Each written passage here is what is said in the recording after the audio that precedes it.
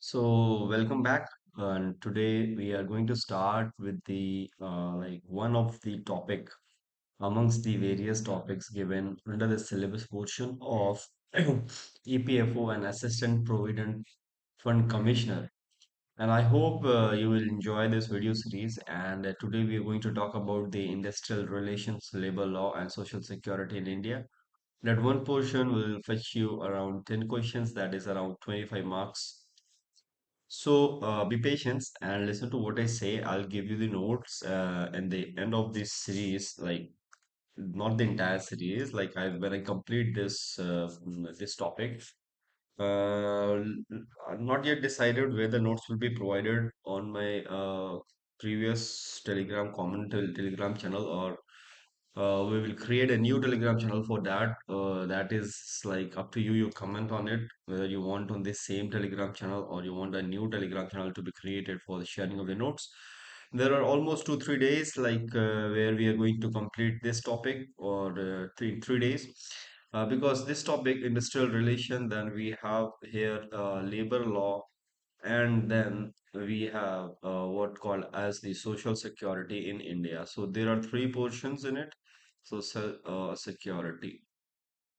So industrial relations, we are going to cover this in 2 3 videos, and labor laws we are going to cover again in 2 3 videos, and social security also again in 2 3 videos. Now they have been labor laws have been codified into four new labor codes that we will see, and that is also important. And industrial relations, we have different perspective of industrial relation that we are going to cover in this video.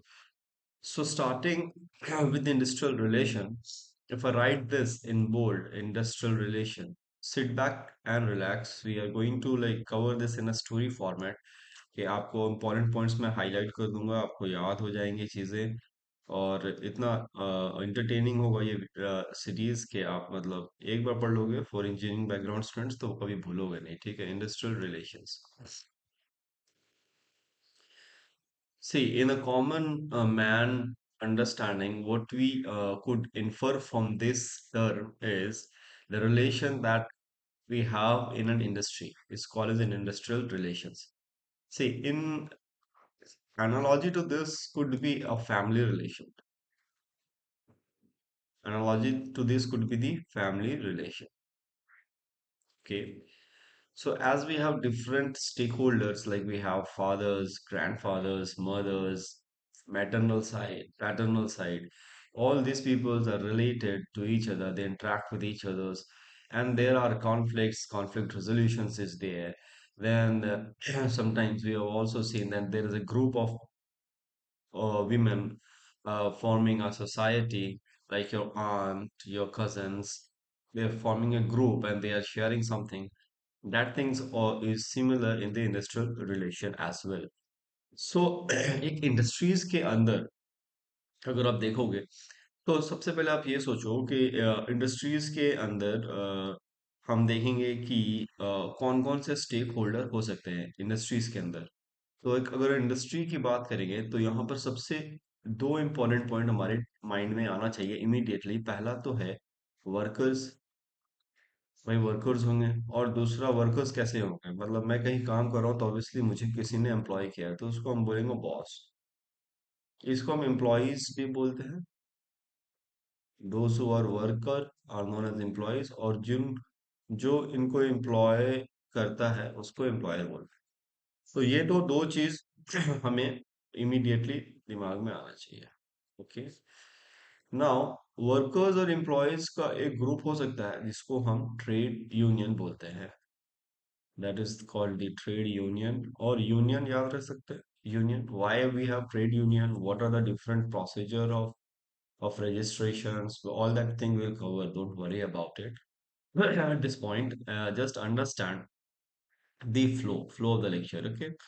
So we have the workers, employees, boss, employer, or management, and then a group of workers is known as the trade union. Then there could be like suppose if there are workers and there are management, then there is high chances that there could be a conflict Why there could be a conflict that we will see later on, but just understand that there could be disagreement between them, and therefore we will also require a third party, which is known, which could be like a government, or it could be a court, or it could be a tribunal, conciliator, whatever you say. Okay, that would be there. So, in industries, important is what are the stakeholders? We have the workers, employees, boss, employer, management, and we have the third party, which can be a government, a court, a tribunal, or a conciliator. Now, if that is clear with respect to the industries, that we have different stakeholders, and between these stakeholders, there could be disagreement which could lead to conflict. What is relation? Relation is nothing but interaction among these stakeholders. Interaction. There could be different types of interactions, and depending upon the different types of interaction, what we have as known as the different approach to industrial relation. What we have is known as the different approach to industrial relation. Do not misunderstand IR as international relation. It is industrial relation in this context. Okay. So the relations could be, what could be the different types of relation? There is a specific term for each relations. If you have to remember that. The relations could be like there could be, and these employees. Let me write this as worker plus the management. They could work in synchronization as an integrated team, and everything is smooth and fine, and there is no disagreement, no conflict. And if they are working as an integrated team, they have a common goal to achieve. Okay, they have a common goal to achieve.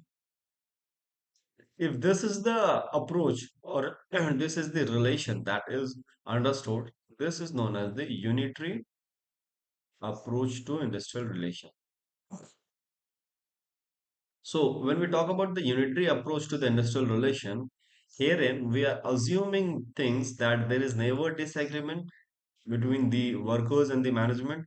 They always work to achieve the common goal, and they work as an integrated team. And if this is the scenario, there is no requirement of what?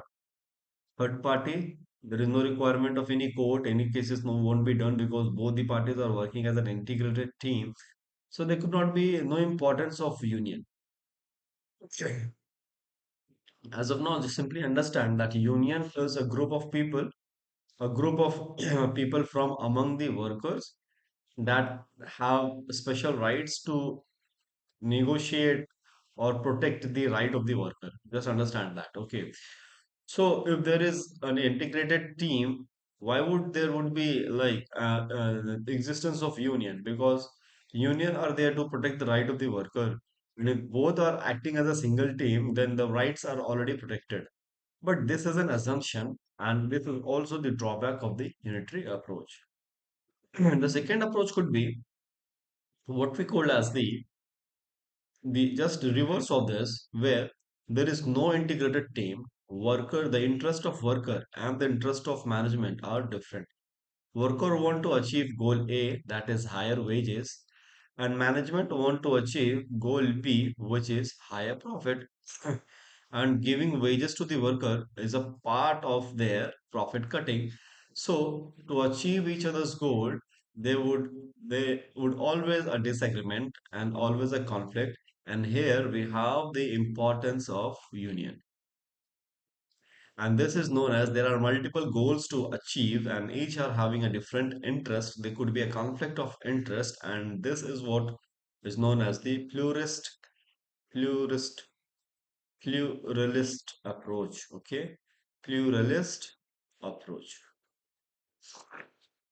Then there could be an entire radical approach. That is, in the first we have assumed that there is no conflict. In the second we have assumed that yes, there is a differences in the interest, and this approach is known as the pluralist approach. And in the third, we can assume this to be the radical thought that is known as the Marxist approach.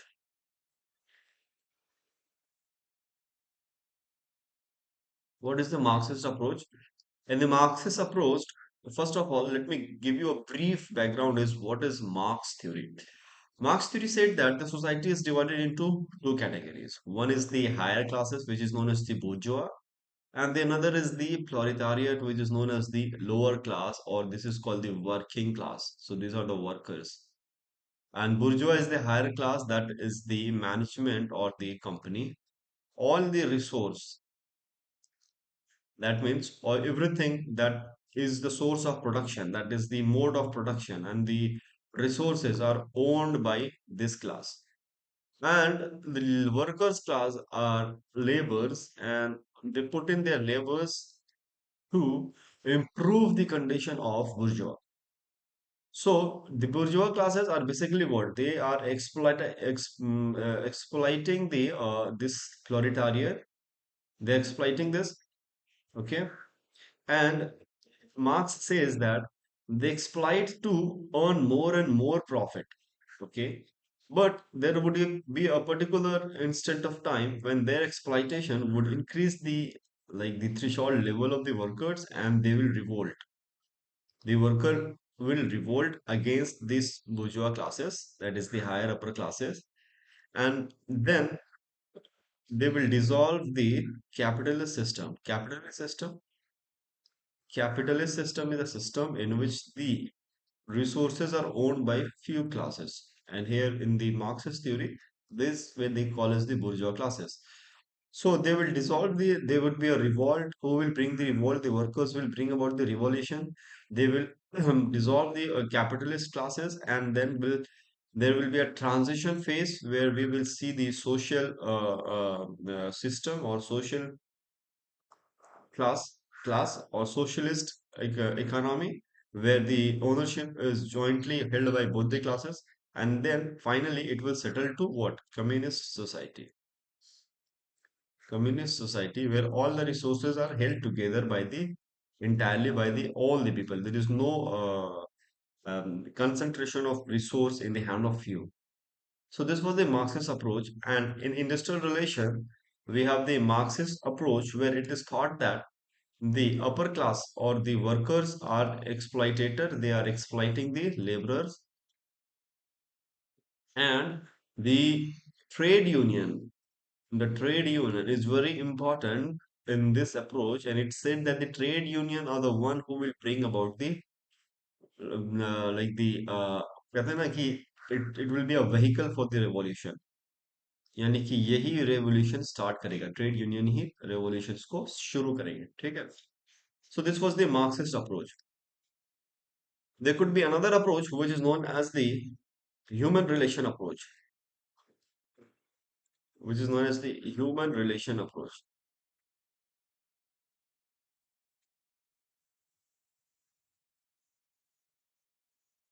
So human relation approach के अंदर मैं आपको बताता हूँ कि इसमें एक important नाम याद रखना है आपको। चलो यहाँ से मैं नोट से ही आपको बता देता हूँ, ठीक है? तो अभी तक हम लोगों ने देखा unitary approach, pluralist approach, Marxist radical approach और human relation approach. Human relation approach के अंदर में हमें एक नाम याद रखना है, that is Hawthorne approach, Hawthorne studies legacy.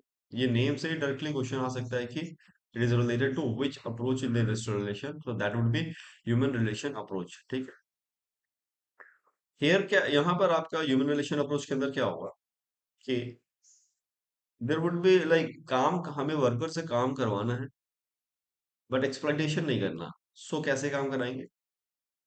Through leadership. Leader को देखो आप, कहीं भी आप देखोगे कोई भी नेता बहुत मतलब मैसिव रेवोल्यूशंस ला सकते हैं, ठीक है? मैसिव रेवोल्यूशंस ला सकते हैं, बट वो किसी को फोर्स नहीं करते या किसी को पे नहीं करते हैं, मतलब कि आओ ऐसा बोल करके। उनकी लीडरशिप के अंदर वो क्वालिटी होती है कि वो मोटिवेट कर देते हैं। तो यही सी अप्रोच को हम ह्यूमन रिलेशन अप्रोच कहते हैं, मोटिवेशनल अप्रोच, लीडरशिप अप्रोच के हम अ, इस तरीके से वर्कर्स को मोटिवेट कर रहे हैं कि वो खुद ही प्रोडक्शन में हेल्प कर रहे हैं, ठीक है? So this is human relation approach. Another could be system approach. System approach का मतलब है कि भाई किसी भी मोटिवेशन की जरूरत नहीं है, कोई एक्सप्लॉइटेशन की जरूरत भी नहीं है। जनरली क्या होगा, everything would be codified, there would be laws, there would be regulations, and depending upon the laws and the regulations, you have to work and you will receive the remunerations or the wages, whatever is your right. That could be everything is written in the law. You either you agree to it or you disagree to it. That is your choice. And the important name here that you have to remember is Dunlop style industrial relation system. Dunlop, DUNLOP. Okay. So this is a system approach where there is everything is regulated by rules and context. Okay. So friends, we have seen there are almost five approaches to the industrial relations, and we have understood the differences in them. Now, see, whenever there is a relation, the relation is not always good. Relation is not always good. There could be situations where the relations become weakens, है ना? Family में भी देखते हैं, भाई भाई के बीच में रिलेशंस खराब होने लगते हैं। कब? जब शादी हो जाती है, या भाई मतलब इस तरीके से कुछ है, छोड़ो इसको, रहने दो यहाँ पर। तो रिलेशंस भी वीक होते हैं, और रिलेशंस जब बहुत ज्यादा वीक हो जाता है, जब टॉलरेंस एक्सीड हो जाता है, तो relations will weak, first weak relations होंगे, या हम इसको बोल सकते हैं पुअर रिलेशंस होंगे। और रिलेशंस, पुअर रिलेशंस के बाद में हमारा कॉन्फ्लिक्ट होगा। ठीक है, कॉन्फ्लिक्ट हो जाएगा। रिलेशंस पुअर होने के बाद there would be a threshold, when that is crossed there would be a conflict, and then conflict है तो ऐसा नहीं है कि भाई रिश्ता नाता खत्म कर दिया, worker again will have come back to the industry to work. Management is again dependent on the worker for the production. So there could be a conflict resolution. There not could be, there have to be a conflict resolutions to like avoid such conflicts in the future situations, as well as to ensure the smooth functioning of the company or the organization. So whenever the relations become poor, there is high chances that there will be a conflict within the industry. And when there is a conflict within the industry, there have to be mechanism to resolution of the conflict, which we will study in the conflict resolution. Now let us understand what are the cause of the poor industrial relation. The cause of the poor industrial relations could be multiple. The first is the economic factors. Wage disputes could be there, layoffs could be there, restructuring could be there. Layoff means employees, आपको projects, company को projects नहीं मिल रहा है। मान लो iron and steel की company है, 100 ton का मिला फॉर एग्जांपल, उनको प्रोजेक्ट मिला 100 टन का, नेक्स्ट ईयर उनको 20 टन का मिला, तो obviously they would lay off the labour, but they should give them the comprehensive compensation, so that because of that there could be like economic factors are there for poor industrial relations. There could be managerial issues, hygiene नहीं maintain किया आपने, autocratic style है, कभी भी कुछ भी decision लेके आ जा रहे हो, है ना, not bothering about the workers, so they could be managerial issues. Work environment related issues, they could be communication gap, they could be legal administrative lapse. Legal administrative lapse का मतलब क्या है कि समटाइम्स हमने कोई, उन्होंने रेगुलेशंस बना दिया कि भाई अगर आपको कोई कंप्लेन दिक्कत है तो आप कंप्लेन करो, बट कंप्लेन का रिटर्सल नहीं हो रहा है, रिटर्सल नहीं हो रहा है, तो जिसकी वजह से क्या है कि डिससेटिस्फैक्शंस वगैरह आएंगे। सो political interference in unions and rapid technology change and skill mismatch, these are the reasons for the poor industrial conflicts, means poor industrial relations. And since this is not a theoretical paper, so this you do not have to like mug up the things, do not have to remember things, just listen to it, because if somehow indirect questions are there, so you would be able to answer that. Now let's move on to what could be the different forms of industrial conflict. This is important, and the three main important forms of of the industrial conflicts are individual level. Individual levels, like you have committed some, you have involved in the fight with someone, you have abused your senior, or you have not obeyed the orders given by them. That could be like disciplinary or performance dispute. Individually, you are in conflict with the management. You are saying that everybody is working 8 hours, I will work 7 hours. Or you, for 2 3 days, you are absent without any intimation. So that could be like a possible scenario where you could come in conflict with your management or your supervisor. So that is one form, individual. Another could be collective. Collective means when you are on the strikes, lockouts, go slow, work to rule. We will see each term. What is the strike? What is lockout? What is go slow? What is work to rule? Everything we will see. Need not to worry on this. Then there could be structural conflict where there is long-term issues are pending, such as promotions are not being done. So there could be structural conflict as well. So up till now, we have understood the like some depth of the industrial relations. See, now after that, there could be the conflict. They could not be the conflict forever. You have understood that in history also we have seen that there was formation of Congress, and one of the main reason for the formation of Congress was to provide a platform where the people could come, could collectively discuss the thing, could vent out their frustration against the government, and could like discuss the possible solutions without directly going on to strikes or the revolts. So similar approach there are the conflict resolution mechanism in the industries. So these names are important. That is preventive. Do not let the conflict to come at the first place. So how you will avoid that? How you will avoid that there is no conflict? So that could be done by just having a communication with the workers, having a dialogue with them, ensure the worker participation in the management. You are bringing out some rules for the management for the workers that now the shift would change from 9:30 to 6:30. You take the representation from the worker. This way they feel connected. They feel that they are valued. Their decisions are valued. And then there could be low chances when there is a satisfaction. There is a low chances of conflict. So one of the important method of the preventive technique to handle conflict is WPM, that is the workers' participation in management. And this is not informal, this is a formal representation or participation of the people or the workers in the management. They are the committees, joint committees, then they are the representation from worker sides in the board meetings. So these are nothing but the worker participation in management. Then there could be the constructive a technique to handle the conflict. Constructive technique means that is when there is a conflict, out of the resolution of the conflict, something good towards the workers happens. For example, I'll give you a simple example. See, you are working at a place and there is no like clean water available. You and the management asks you to bring your own water bottle from home. So there could be a conflict that most of the employees would ask that there could be an RO could be set up in the work environment or the working place rather than bringing the bottle. So there is a conflict, and then you there at the end of the conflict, that is after 2 days or 3 days, when the conflict is resolved, then the management agrees to your demand and set up an RO. So this is called the constructive. That means you have to negotiate with the management or the employer using such an approach, such a constructive approach. That is, the management is convinced and agrees to your demands, and this is called as the constructive technique of conflict handling. Okay, so one of the very important technique that is used is known as the collective bargaining. We will see this in detail. Collective bargaining. Then we have the bi-party committees and joint conciliations. Whenever there is not an agreement, instantaneous, you refer to the matters to the committee, and the committee will decide, and the recommendation of committee will be either accepted or rejected by the management.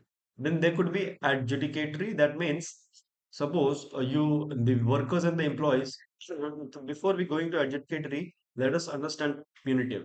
In punitive, constructive, out of the conflict, the outcome is what? Outcome is in the favor of the employees. In punitive, the outcome is not in the favor of the employees, it is against the employees.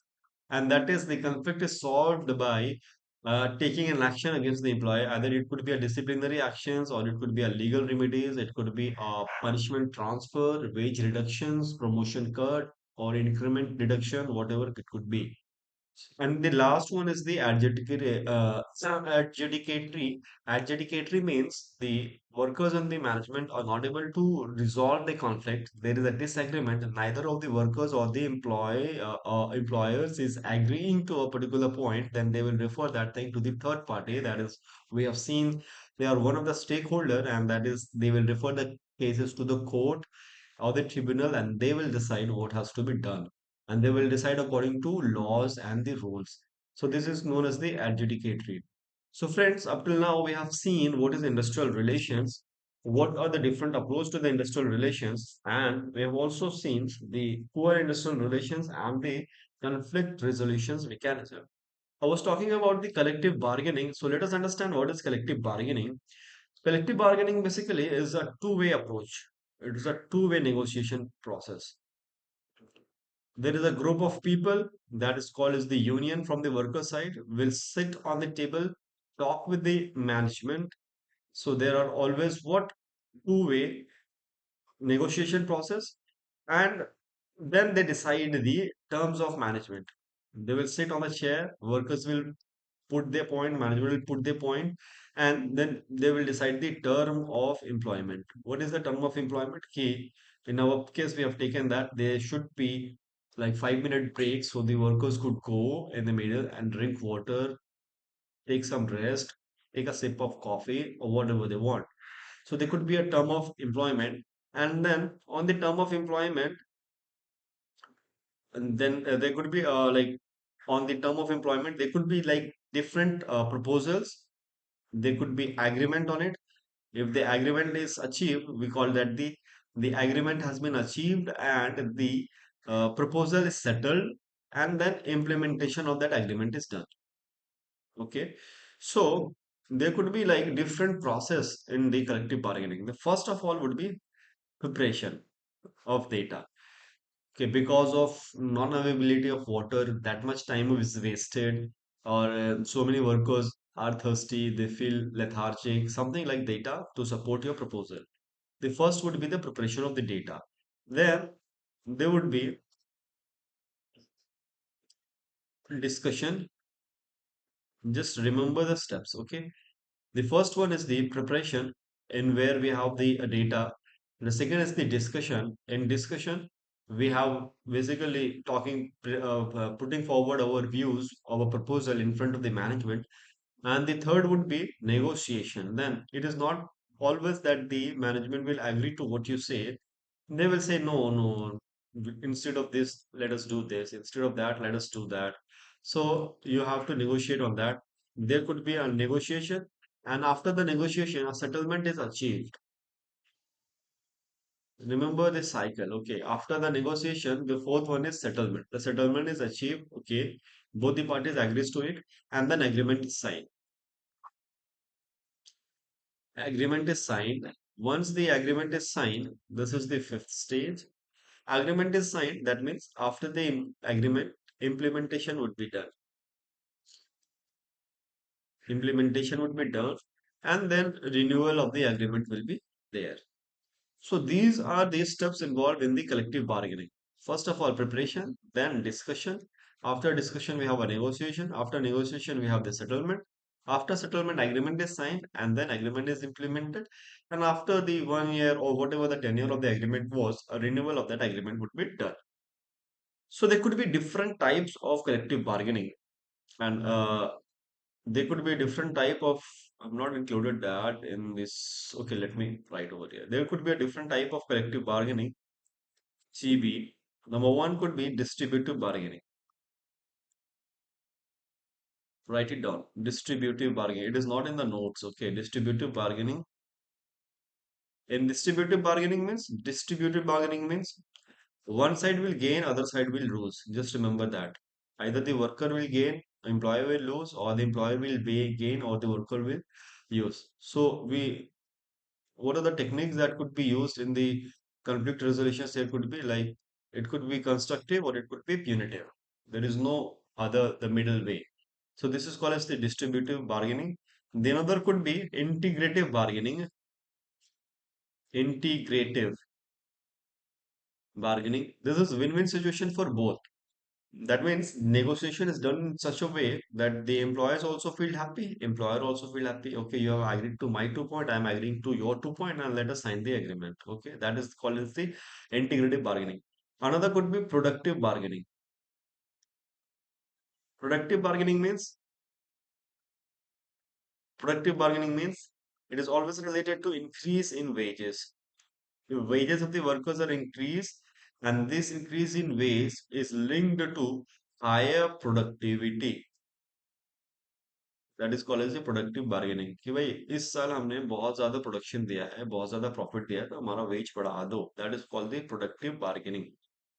Then there could be concession bargaining. Concession bargaining is the poorest or the like the least deserving bargaining stage, where in concession bargaining workers agrees to work at lower wages. Why? Why lower wages? कि भाई अगर इतने में काम करना है जाओ, नहीं तो मैं तुम्हें नौकरी से निकाल दूंगा. You will be laid off. And in order to save the employee, in order to save their job, basically, the workers agree to work even at a lower wage. That is known as the concession bargaining. The fifth type could be composite bargaining. Composite bargaining. In composite bargaining, they could be like both monetary and non-monetary issues could be negotiated. Just remember, monetary and non-monetary. Monetary means wage, obviously wage बढ़ा दो. अगर wage वाले issues होंगे तो monetary हो सकते हैं. Non monetary का मीन्स है कि भाई हमें फैसिलिटीज दो, ये दो, दिस दो, दैट दो. That could be composite bargaining. So distributive bargaining में हमने बोला it is zero sum game. Either one side will win, another side will use. Integrated bargaining means win-win situation for both employees and employer. Productive bargaining. In productive bargaining, people or wages are increased and it is linked with higher productivity. आपका production ज्यादा हो गया है तो आपको veg बढ़ा दिया है, आपने डिमांड रखा तो that is productive bargaining. Concession bargaining, workers agrees on to work at a lower wages. Why? Because to save their job. Otherwise the employer is saying that we do not have much project with us, and we do not need so much employees, or we cannot afford such employees. If you want to work, okay, you have to work at a lower scale, and you agree to that. That is known as the concession bargaining. And the last one was the composite bargaining, where we are discussing not only the monetary as well as the non-monetary issues are being discussed. So I'll stop here, and in the next video we will continue with the rest of the part of the industrial relation. Then we will jump to the labor laws. Thank you being watching with me and listening to me patiently. Have a great day. We will meet in the next lecture.